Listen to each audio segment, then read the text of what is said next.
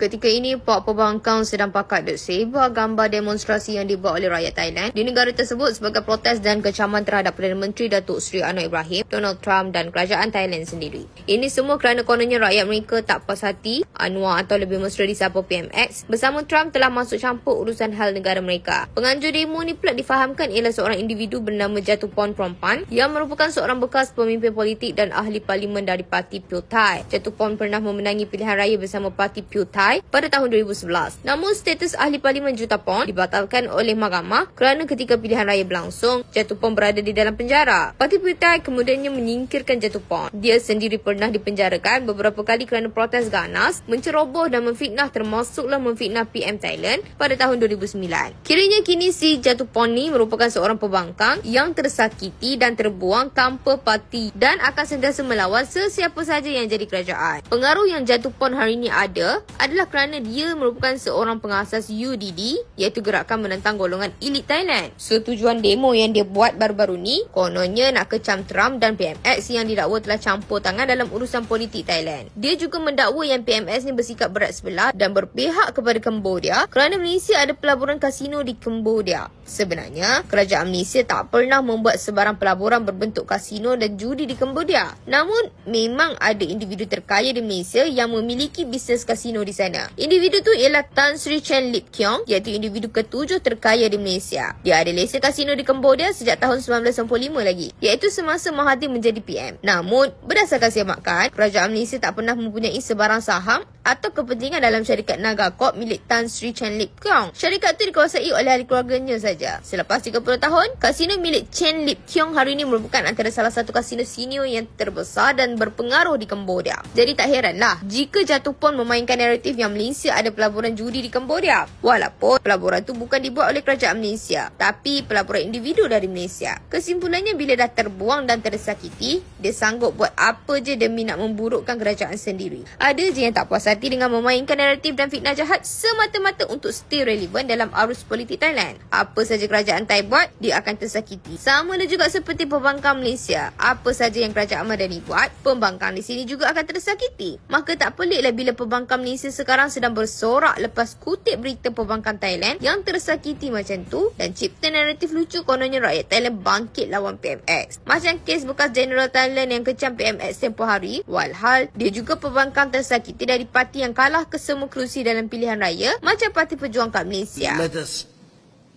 clear the air. Firstly, we as neighbours, of course, concerned, but we are not involved. Neither do we give specific prescription of the manner how they would achieve an amicable settlement or resolution to the conflict. We just facilitated. Number one, the Chief of Armed Forces to meet their counterparts. The Foreign Ministry contact their people.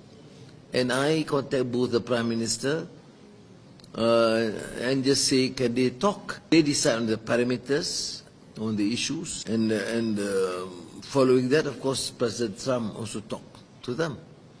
And I do communicate because sometimes we need just to engage with both parties and because they consider us friends. So it is not right for some quarters in Thailand, I don't know about the internal politics or domestic politics, to suggest that we interfere. No way do we interfere. Jalan terus PMX. Teruskan berkhidmat untuk rakyat Malaysia dan rantau ASEAN. Biarlah pembangkang Malaysia dan pembangkang Thai terus tersakiti dan terbuang hina.